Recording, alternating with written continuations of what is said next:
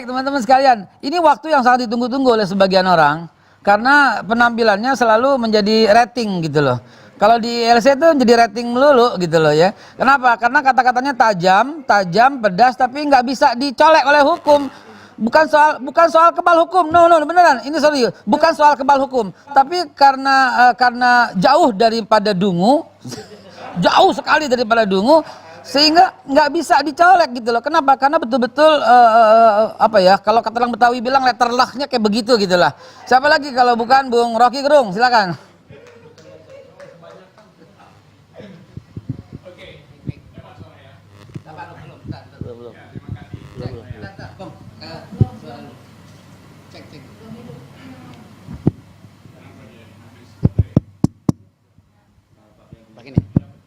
Bukan, karena berbahaya yang bicara. Jadi harus ada masalah dulu sebentar. Di baterai. Oke, terima kasih Babe Haikal. Iya, ini ILC juga. Artinya Indonesia lawan Covid. Dan 212 mengawalinya tuh. Nah, sebetulnya kita di sini lengkap pakai protokol kesehatan. Tapi kita tuntut lebih dari itu. Kita ingin ada protokol bernegara. Dan itu yang tidak disiapkan oleh kepala negara tuh. Karena itu kita perlu guru-guru untuk mengajar cara bernegara. Tadi Refli Harun telah mulai itu di bidang hukum. Ihsanuddin Nursi juga adalah guru protokol bernegara di bidang kebijakan ekonomi.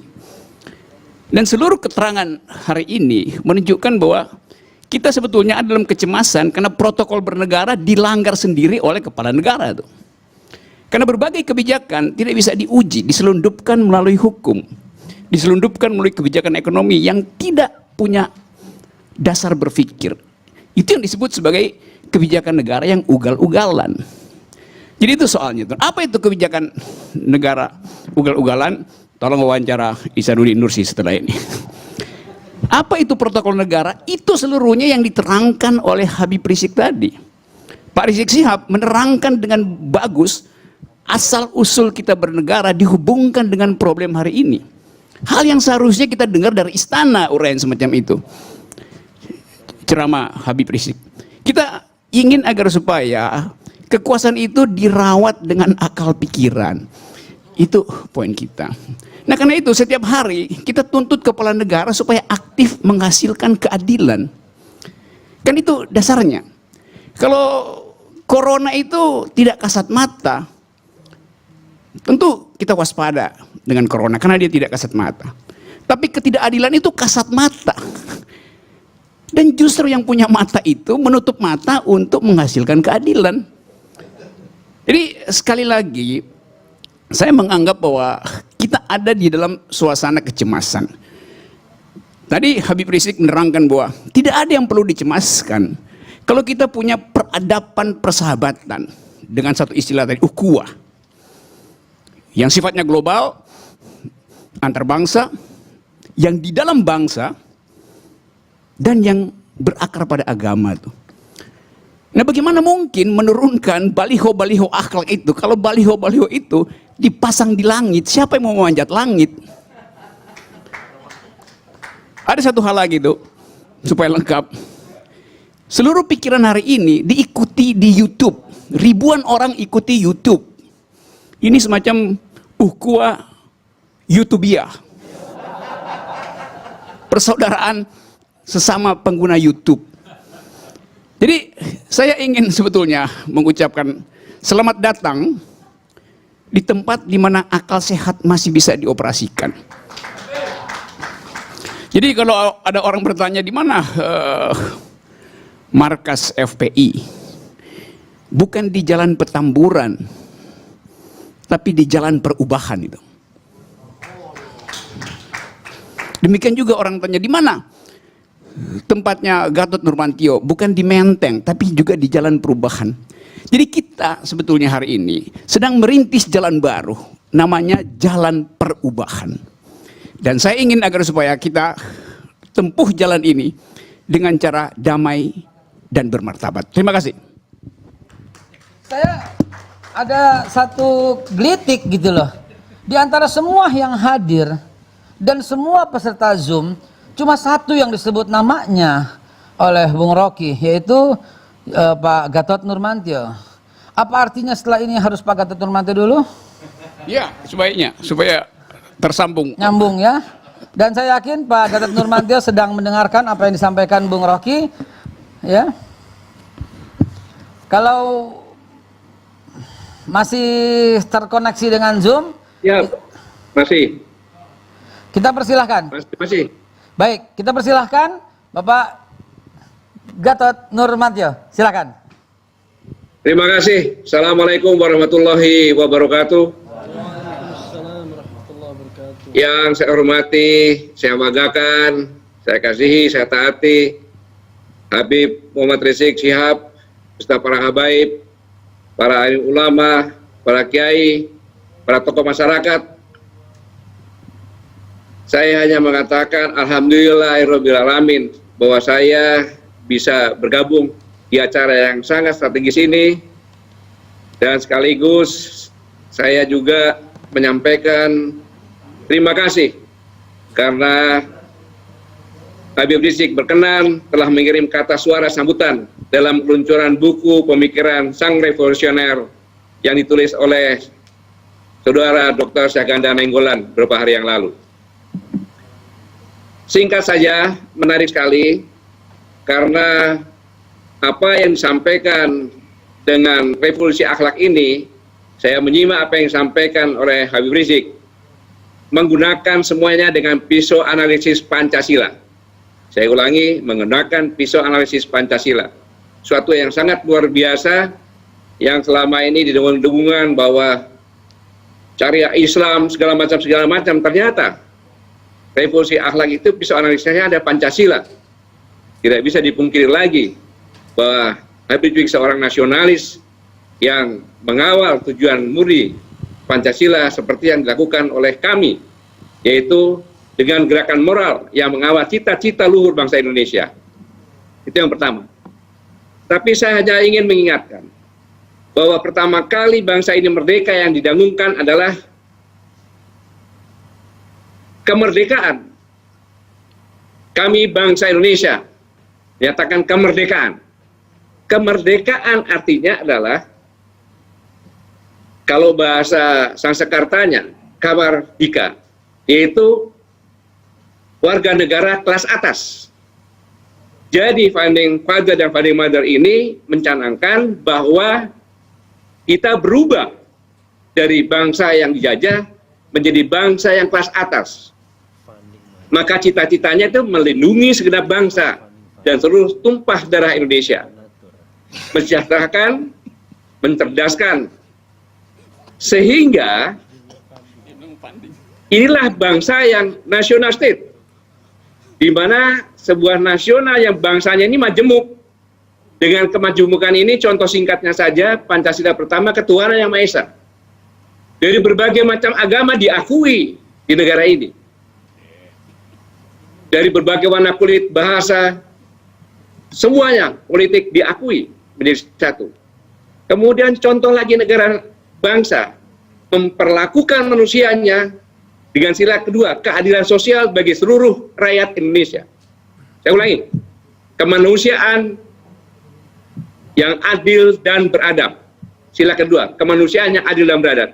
Memperlakukan semua manusia yang adil dan beradab. Nggak dibeda-bedakan siapapun juga. Nggak ada warga negara kelas 2, kelas 3, tidak ada. Karena nasionalis itu semuanya warga negara nomor 1. Inilah yang sama-sama sekarang ini kita melihat tidak berlaku, tidak diperlakukan dengan benar. Ada penyimpangan. Dibilang agama tidak boleh berpolitik. Ingat, Undang-Undang Dasar 1945, Pasal 29 ayat 1, bahwa negara berdasarkan ketuhanan yang Maha Esa. Dengan demikian maka, tidak ada dalam keputusan apapun juga, kalau sudah sepakat ketuhanan yang Maha Esa, sebagai orang Islam yang menggunakan agamanya, yang Katolik ya dengan agamanya, karena semuanya adalah agama untuk kebaikan. Ini yang pertama. Dari ini semuanya, kalau akhlak-akhlak kita tidak diperbaiki, kejadian semacam ini terjadi kelas-kelas dalam kehidupan berbangsa rakyatnya. Kita melihat secara gamblang saja, apakah keadilan sudah diberlakukan.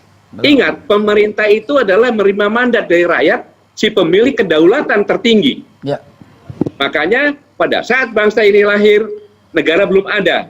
Tanggal 18 baru negara itu ada. Ada pemerintah, ada pengakuan, ada wilayah. Dari sinilah revolusi akhlak ini sangat penting.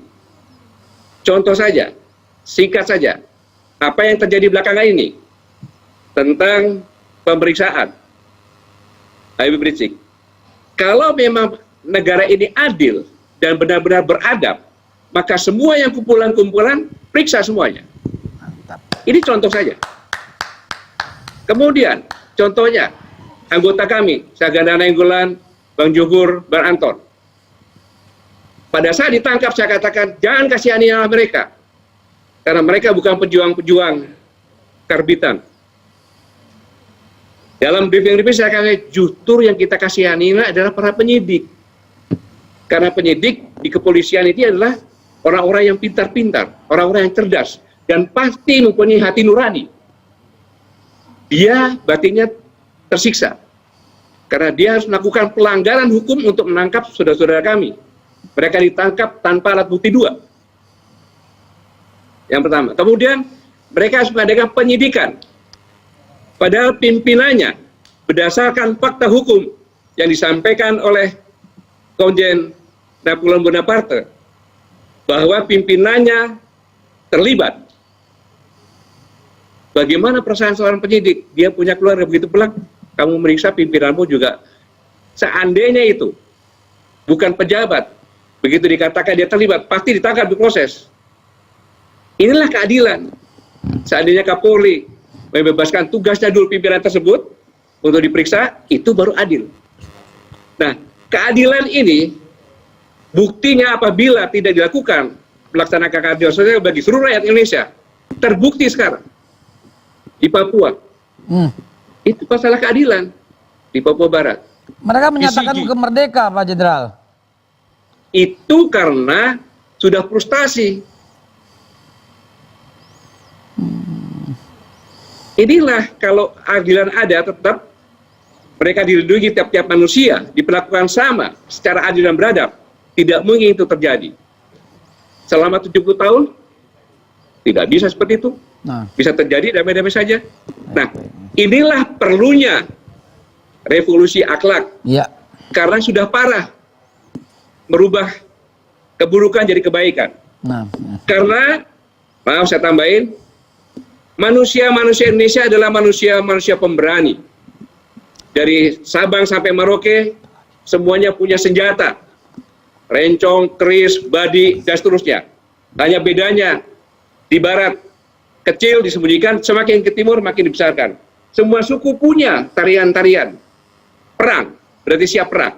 Maka pemberani. Nah itulah, para ulama itu adalah kumpulan-kumpulan orang yang penakut. Maka mencanangkan revolusi akhlak. Karena para ulama sangat takut dengan Tuhan Yang Maha Esa Allah Subhanahu wa Ta'ala. Tetapi sekarang ini, manusia Indonesia ini kalau tidak dikendalikan akhlaknya, jadi pemberani. Tuhan pun berani. Buktinya, baik. bersumpah menjabat biar-biar karena korupsi. Nah inilah perlunya revolusi akhlak. Dan saya sangat menghormati acara ini karena menggagas tema yang sangat penting, revolusi Terima kasih. akhlak. Sebuah gagasan yang sejalan dengan kami Nah, yang melaksanakan gerakan moral. nah, Saya pikir kita perlu sama-sama dukung, bersinergi semua komponen bangsa amin. untuk tujuan yang sama, mengawal cita-cita bangsa. Terima kasih. Wassalamualaikum Terima warahmatullahi kasih Jenderal. wabarakatuh. Terima kasih Jenderal. Berkali-kali Pak Jenderal Gatot Nurmantio mengatakan revolusi akhlak, revolusi akhlak. Ini sepertinya sudah menjadi konsensus nasional bahwa revolusi akhlak adalah implementasi dari sila-sila Pancasila.